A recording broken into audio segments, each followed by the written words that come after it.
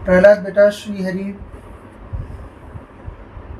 Gene Patel बेटा श्रीहरि, दीपचंद कुशवाहा बेटा श्रीहरि, खुशीराम बेटा श्रीहरि, अमोल बेटा श्रीहरि। लड़ाई झगड़े गृह कलेश हो रहे हैं बेटा, धाम पे आ जाइए, एक बार देख लेंगे। लड़ाई झगड़े गृह कलेश इत्यादि बेटा ज़्यादातर पराशक्ति से ही होते हैं, तो वो पूर्वज हैं या देवी हैं या देवता हैं या तंत्र किसी ने भेजा हुआ है, वो उसमें जज करना पड़ता है। तो एक बार आप धाम पे आ जाओ, गद्दी के सामने बैठने पर आपको जो है वो जानकारी पर्चे पर आ जाएगी और उसके बाद अपना विधान कर लो, सही हो जाएगा घर में सब कुछ। और दरबार इत्यादि देखा करें आप लोग, शॉर्ट्स वीडियोस वगैरह देखा करें, और जो चीज़ें आपकी जीवन शैली में बदलाव करने के लिए गद्दी से बोली जाती है उन चीज़ों को भी घर में अवश्य बदलें। देखो, घर में अगर सुख शांति रखनी है ना, सबसे बड़ी बात है गृहिणियों को प्रसन्न रखो। चाहे पहली बात अलग रहो पर सुखी रहो, ये जरूरी है। घर में कोई जीव तड़पते नहीं रहना चाहिए, इसका ध्यान रखना है। चाहे वो घर की बहुएं हों, चाहे वो घर के छोटे बच्चे हों, चाहे वो घर का छोटा भाई हो या बड़ा भाई हो या माता पिता हो, घर का कोई जीव अन्य जीवों के आचरण से तड़पते नहीं रहना चाहिए। घर में गुटबाजी हो जाए कि एक दो जीवों को आपने अलग कर दिया और बाकी लोग सब अलग रहने लगे, ये सब व्यवस्था मत करो आप लोग। रादर अलग रहो, उसमें कोई भी बुरी चीज़ नहीं है। संस्कृति के नाम पर कि एक साथ ही रहना है, उसके नाम पर आप लोग अपनी जीवन यात्रा को समाप्त मत करो। ऐसा इस ब्रह्मांड में कोई नियम नहीं है कि चार भाई हैं तो चारों एक ही जगह पे रहेंगे, एक ही जगह पे चूल्हा बनना चाहिए, एक ही जगह खाना चाहिए, चाहे लड़ो झगड़ो मरो, अपने विकारों को कितना भी बढ़ाओ और एक ही जगह रहो। ये बिल्कुल कोई भी पारलौकिक नियम नहीं है। इस पे ना आपको स्वर्गलोक के लिए जज किया जाता है, न नर्कलोक के लिए जज किया जाता है, न आपको इष्ट मोक्ष के लिए जज किया जाता है। ये सब मनगढ़ंत बनाए हुए नियम है। यदि सब भाई लोग धन इत्यादि अच्छे से कमा रहे हो तो अपना अपना गृहस्थी चलाओ बढ़िया से। एक घर में रहना है, रह लो। तुमको प्रेम है बहुत ज़्यादा, एक घर में रहना है, रह लो। अलग रहना है, रह लो। एक घर में रहकर एक किचन में खाना खा सकते हो, कर लो। अलग रहकर एक ही घर में रहकर अलग अलग किचन चलाना है, कर लो। जिस भी व्यवस्था से तुम लोगों का झगड़ा पानी ना हो, वो चीज़ पहले करो। झगड़ते रहोगे और अन्य फालतू की चीज़ें पालते रहोगे कि नहीं, बड़े के बच्चों को छोटा ज़्यादा कमाता है, बड़े के बच्चों अगर वो कुछ भी लाएगा अपने बच्चों के लिए नहीं ला सकता, बड़े के बच्चों को भी लाना पड़ेगा। या फिर 3-4 भाई हैं तो 4 के चारों के बच्चों को लाना पड़ेगा। सोचो इतना कोई कमा सकता है क्या कि 4 लोगों से पैदा हुए बच्चों को सबके लिए सब कुछ कर दे। उसके चक्कर में जो उसके हैं उसको भी नहीं कर पाएगा, वो किसी की संतुष्टि नहीं होगी। तो आप लोग इस तरह के अनरियलिस्टिक नियम जो संस्कृति के नाम पे लगाए गए हैं उन पर मत चलो। अपने जीवन को सब देखो, लोभ मोह मद मत्सर्य काम और क्रोध, ये 6 विकार होते हैं, ये खट विकार हैं। इन 6 की वृद्धि जिस भी चीज़ से होती हो उसको बिल्कुल नहीं करना चाहिए। वो चाहे आपकी संस्कृति हो, चाहे जो भी चीज़ हो, कोई भी बोले। अगर आप लोग लोभ के कारण साथ में रह रहे हो और झगड़ा कर रहे हो कि खाना एक जगह बनेगा तो वेस्टेज कम होगा, बाई कम लगेगी, खाना बनाने वाले कम लगेंगे, मेहनत कम, स्त्रियां सोचती हैं मेहनत कम लगेगी, और उसके बाद रोज रात को बैठ के झगड़े का सेशन, महाभारत का सेशन कर रहे हो, तो उससे बेटर है कि आप लोग अलग अलग रहकर जो खुद कमा रहे हो, जो पुरुष कमा रहा साथ में व्यापार कर रहे हो तो स्त्री को भी साथ में रखो, दोनों जन मिल के अपना समय लगाओ, बुद्धि लगाओ। वो सब चीज़ों में बिल्कुल मनाही नहीं है। आप किस एक के लिए कुछ भी हुआ तो सबके लिए होना चाहिए, ये सब नियम लगा के कोई भी घर बार नहीं चल सकता। ये सब सांस्कृतिक जितनी मूर्खता लगाई गई है, इन सब का धर्म से कोई संबंध नहीं है। सुखी रहो, संपन्न रहो, दोनों जरूरी है।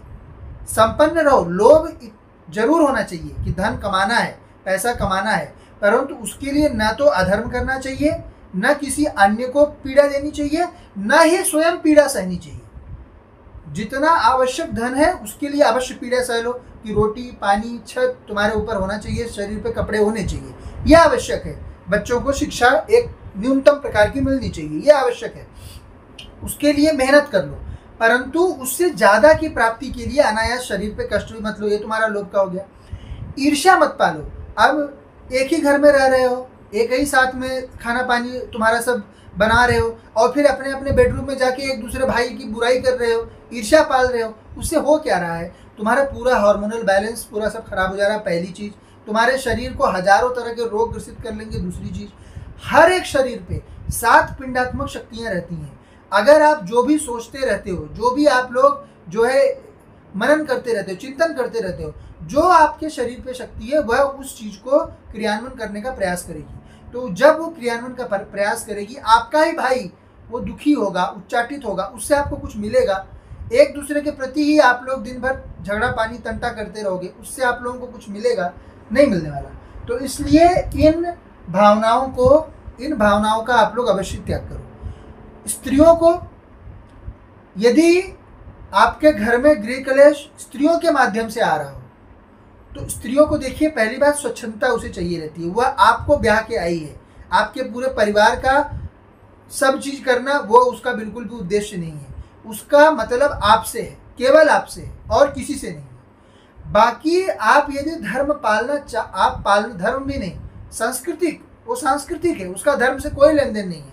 आप करना चाह रहे हो, जब तक कि आपके माता पिता, भाई बंधु, बहन, ये बच्चे भी, ये लोग जब तक तुम दोनों के बीच में जहर न घोल रहे हो, तब तक इनको साथ में रखो। जब ये तुम दोनों के बीच में जहर घोले, अलग हो जाओ, उनकी व्यवस्था अलग कर दो।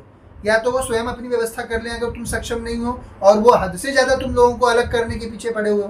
तो ये सब, इस माया को चाहे जिस प्रकार चलाओ, अपनी गृहस्थी को चाहे जिस प्रकार चलाओ, उसका उद्देश्य मूल रूप से इष्ट की प्राप्ति होनी चाहिए। आपका ध्यान अच्छा चलना चाहिए, आपका जप अच्छा चलना चाहिए, आपके विकार कभी भी आपकी संस्कृति पालन के कारण हावी नहीं होने चाहिए। संस्कृति का धर्म से कोई लेन देन नहीं है। आप दुर्गा पूजा और पंडाल लगाना, रामायण का पाठ, रामचरितमानस का पाठ, ये स्तोत्र, आरती, चालीसा, ये सब, और उसके बाद 3000 फलाना ढिमकाना कि इस दिन नाखून नहीं काटना, उस दिन बाल नहीं काटना है, इस दिन नॉनवेज नहीं खाना, उस दिन नॉनवेज नहीं खाना, इतने समय नॉनवेज नहीं खाना, इतने समय वेज नहीं खाना, इतने प्याज लहसुन नहीं खाना। ये सब जो ढकोसलेबाजी है, इसको मन करे तो करो, नहीं मन करे तो नहीं करो। यदि ये आपकी तमस में वृद्धि कर रहा है, यदि इसके कारण किसी अन्य जीव के प्रति आपके मन में ईर्ष्या आ रही है, यदि इनके कारण आपके मन में क्रोध उत्पन्न हो रहा है, यदि इनके कारण आपके मन में लोभ उत्पन्न हो रहा है, तो ये सब कुछ मत करो। आपके मन में अहंकार उत्पन्न हो रहा है, तो ये सब कुछ मत करो। अब जैसे खुद वेजिटेरियन है, उसके बदले में जो भी नॉनवेज खा रहा है उसको हीन दृष्टि से देख रहे हैं, ऐसे वेजिटेरियन का कुछ नहीं होने वाला। उसको कोई मोक्ष नहीं मिलने वाला, कोई इष्ट लोक नहीं मिलने वाला, कुछ नहीं मिलने वाला। वो यहीं पे दोबारा आएगा, सड़ेगा और फिर खुद नॉनवेज भी खाएगा, क्योंकि वो तो इस जन्म के संस्कार हैं, कुल से मिले हुए संस्कार हैं, इसलिए नहीं खा रहा है। कल को कुल की अलग कुल मिल जाएगा, वहाँ पे खाते रहेंगे, तो वहाँ पे खाएगा बैठकर, फिर उसको डिफेंड करेगा। क्यों? क्योंकि अहंकारी जीव है। आज वेजिटेरियनिज्म को डिफेंड कर रहा है, कल नॉन वेजिटेरियन को डिफेंड करेगा। तो इन सब फालतू चक्करों में नहीं पड़ो।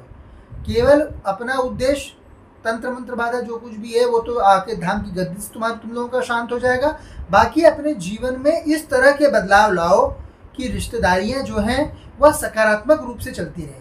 जो रिश्तेदार एक दूसरे से नफरत करता है, उसको पूरा काट के अलग थलग कर दो। यदि कोई हर जगह पे एक गंदी मछली है जो कि सबसे नफरत करती है, वो समझती है कि मैं ही सर्वोच्च, मेरे द्वारा किया गया चीज़ ही सर्वोच्च, मैं सबको बता दूं कि क्या करना क्या नहीं करना, ऐसा कोई जीव दिखे तो उसको काट के अलग थलग कर दो एकदम से, क्योंकि उसको तुम संतुष्ट नहीं कर सकते। तो उसको संतुष्ट करने के पीछे पड़ो मत, उसको अलग कर दो।